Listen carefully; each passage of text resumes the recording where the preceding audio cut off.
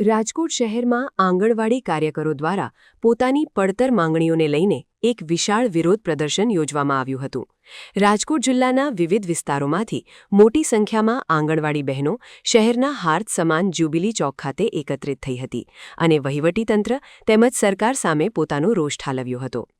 લાંબા સમયથી પડતર પ્રશ્નોનો ઉકેલ ન આવતા અંતે આ મહિલા કર્મચારીઓએ રસ્તા પર ઉતરીને ગાંધી ચિંધ્યા માર્ગે આંદોલનનો માર્ગ અપનાવ્યો છે.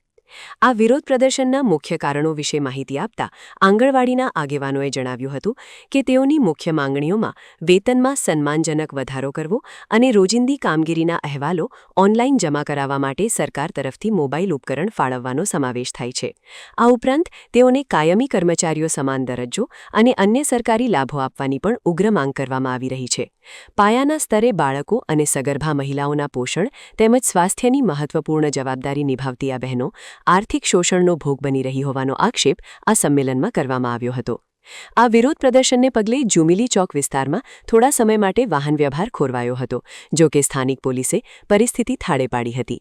આંગણવાડી બહેનોએ ચીમકી ઉચ્ચારી છે કે જો આગામી દિવસોમાં સરકાર દ્વારા તેઓની વ્યાજબી માંગણીઓ સંતોષવામાં નહીં આવે તો સમગ્ર રાજ્યવ્યાપી ઉગ્ર આંદોલન છેડવામાં આવશે અને કામગીરીનો સંપૂર્ણ બહિષ્કાર કરવામાં આવશે.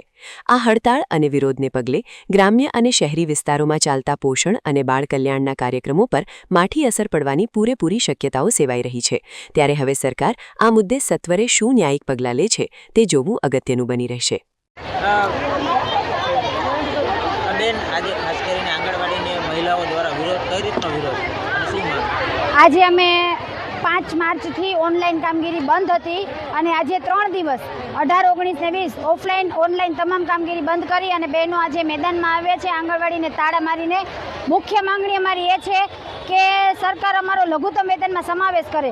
જે હાઈકોર્ટનો ચુકાદો છે કે આંગણવાડી વર્કરને 24,800 અને હેલ્પરને 20,300 ચૂકવવા જોઈએ, કોર્ટે અમારો મિનિમમ વેજીસનો સમાવેશ કરેલો છે, તો સરકાર અમારો એમાં સમાવેશ કરે એ અમારી મુખ્ય માંગણી છે. સારી ક્વોલિટીના મોબાઈલ આપે, ગોળ મસાલાના જે ભાવ છે એ બજાર પ્રમાણે અમને ચૂકવે, અમારી મુખ્ય માંગણીઓ છે.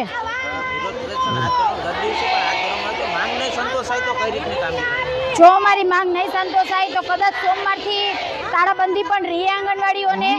અમારી યુનિયન જે પ્રમાણે નક્કી કરશે એ પ્રમાણે કરશું. જરૂર પડે તો ઉગ્ર આંદોલન પણ કરશું અને જો ન છૂટકે સરકાર કાંઈ નહીં કરે તો ચૂંટણીનો પણ બહિષ્કાર કરશું.